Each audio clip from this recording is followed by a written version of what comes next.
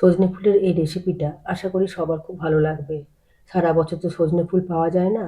এই জানুয়ারি আর ফেব্রুয়ারি মাস, এই দুটো মাসই পাওয়া যায়। প্রথমে আমি ফুলগুলোকে ভালো করে বেছে ধুয়ে নিলাম। এবার কিছুটা মটরশুঁটি ছাড়িয়ে রাখলাম, আর 4টে কাঁচা লঙ্কাও চিড়ে নিলাম। একটা বড় সাইজের আলু খোসা ছাড়িয়ে ছোট ছোট করে কেটে ধুয়ে নিলাম।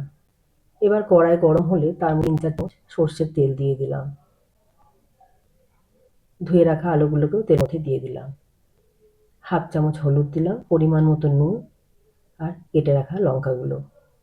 আরও কিছুক্ষণ নেড়ে চেড়ে তার মধ্যে দিয়ে দিলাম মটরশুঁটিগুলো। এবার আমি ঢাকা দিয়ে 5-7 মিনিটের জন্য সেদ্ধ করে নেব। সজনে ফুল হজম শক্তি বাড়ায় আর ক্যালসিয়াম থাকার জন্য হাড় মজবুত করতেও সাহায্য করে। এবার ধুয়ে রাখা ফুলগুলোকেও আমি ওর মধ্যে অ্যাড করে দিলাম। আবারও কিছুক্ষণ নেড়ে চেড়ে আমি ঢাকা দিয়ে 5 মিনিটের জন্য আবার সেদ্ধ করে নেব। সর্দি কাশির জন্য সজনে ফুল ভীষণ উপকারী। ভিটামিন সি থাকার জন্য রোগ প্রতিরোধ ক্ষমতাও বাড়ায়। বেশি ভাজার দরকার নেই, তাহলে সজনে ফুলের গুণটা নষ্ট হয়ে যাবে, খেতেও ভালো লাগবে না। সেদ্ধ হয়ে গেছে, এবার আমি প্লেটে তুলে নিলাম। যদি আমার রেসিপি আপনাদের ভালো লাগে, চ্যানেলটিকে সাবস্ক্রাইব করার অনুরোধ রইল।